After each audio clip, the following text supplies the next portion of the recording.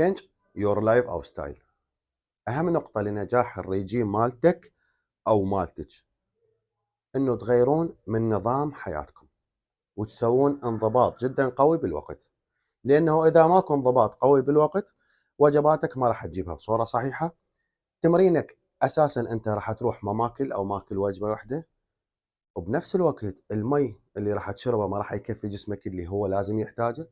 بنفس الوقت راح تتأذى لأنه السبلمنت اللي راح تاخذه كله راح تضغطه بنفس الوقت، لذلك ما راح تشوف نتائج قوية. زين، عملية الأيض الغذائي الميتابوليزم مالتك إذا ما تنام بصورة صحيحة وتنام من وقت تقعد من وقت حتى تكفي وجباتك، كلها ما راح تشتغل وياك وراح تتأخر. ما أقول لك ماكو نتائج، أكو نتائج، بس نتائج راح تتأخر، ينشلع قلبك كلش، يلا توصل إلى نتائج اللي أنت تريدها. زين، من البداية أساس الريجيم مالتك هو تغيير حياتك والانضباط.